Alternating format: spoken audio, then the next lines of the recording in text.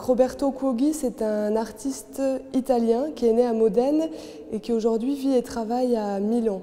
Il s'est démarqué grâce à beaucoup de projets légendaires, ce qui lui ont permis d'être exposé dans des expositions quand même très prestigieuses, parce qu'il a notamment participé à la 53e et à la 55e Biennale de Venise. Il s'est distingué avec une œuvre qui est aujourd'hui très connue, qui s'appelle Belinda, qui n'est pas exposée au consortium, mais certaines œuvres du consortium, notamment celle qui est dans la salle haute, la salle qui fait plus de 10 mètres de haut, s'inspirent de Belinda.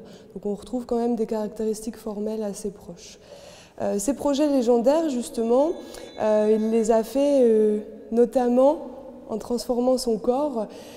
Quand il était plus jeune, il a essayé de se transformer en un vieil homme. Ce vieil homme, c'était son père. Il a adopté toutes les mimiques de son père, il a porté les mêmes vêtements, il s'est complètement transformé physiquement. Et à force de l'imiter, ce qui était à la base quelque chose qui s'apparentait à la performance artistique est devenu la réalité. Et ça, c'est quelque chose qu'on retrouve souvent dans le travail de Roberto Cuoghi, cette difficulté à distinguer réalité et fiction. Et la réalité, c'est qu'il est devenu vieux alors qu'il était encore très jeune. Et il lui a quand même fallu 7 ans pour faire le processus inverse et rajeunir au prix d'opérations chirurgicales parce que son corps était abîmé, il avait pris beaucoup de poids alors qu'à la base c'est quelqu'un de très mince. Donc il avait vraiment eu un processus qui s'était complètement détaché de l'art pour devenir quelque chose de complètement réel.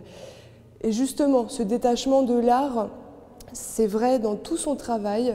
Roberto Cuoghi dit ne pas s'intéresser du tout à l'art contemporain. Pour lui, c'est pas son centre d'intérêt, bien au contraire. Il ne connaît pas les grands artistes, les grandes figures de l'art, les collectionneurs, il ne les connaît pas. Il peut citer, on lui a demandé de citer quelques noms d'artistes, il en a cité 3. Et c'était terminé, voilà, il ne pouvait pas faire mieux.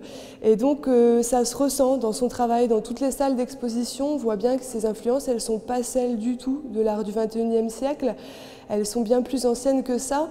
L'exposition montre quasiment que des représentations de Pazuzu. Pazuzu, c'était un dieu assyrien de 612 avant notre ère.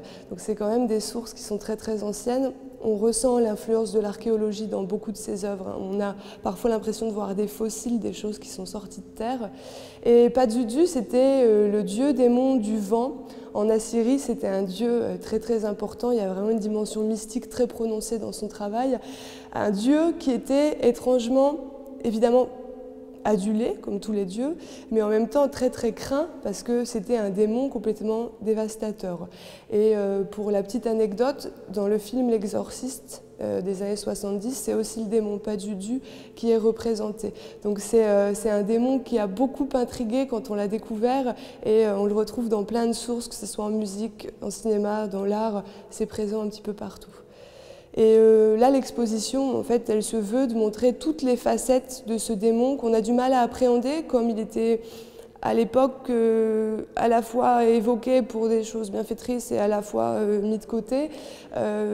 Roberto Cuoghi essayait d'étudier toutes les facettes de ce dieu qui, pour nous, aujourd'hui, est finalement assez méconnu. Donc toute l'exposition retrace comme ça ces multiples facettes qui font un peu écho aux multiples facettes de l'être humain, qui est capable du meilleur comme du pire. Peut-être qu'on peut faire un raccourci entre ces deux personnages. Le titre de l'exposition illustre bien aussi tout le mysticisme qu'on retrouve dans ses œuvres.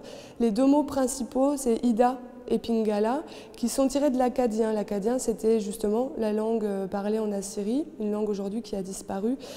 C'est vraiment très très lié au mythe de la Babylone. C'est un mythe qui inspire aussi beaucoup son travail. Et le Ida et le Pingala, ce sont 2 chakras du corps. Et là aussi, ça reflète, le titre reflète tout l'ésotérisme, tout le mysticisme de l'exposition. Alors l'artiste a aussi un rapport aux matériaux qui est très très particulier parce qu'il touche vraiment à tout. Quand il a commencé à travailler avec les représentations du Pazuzu, il a beaucoup utilisé les supports numériques. Alors, il a fait des vidéos, des films, etc. Ça, c'est une partie de son travail. Il a aussi utilisé des reproductions laser. Au Louvre, il y a une petite amulette du démon qui a été retrouvée dans des fouilles archéologiques. Et lui, au laser, l'a fait reproduire en gigantesque. C'était strictement la même, donc. Et il s'intéressait comme ça à des supports assez inconventionnels dans l'art. Et puis, là, dans cette exposition, on voit quand même qu'il y a un retour très prononcé au dessin, à la sculpture, avec des matériaux qui sont quand même assez bruts. On va retrouver de la pierre, de la résine.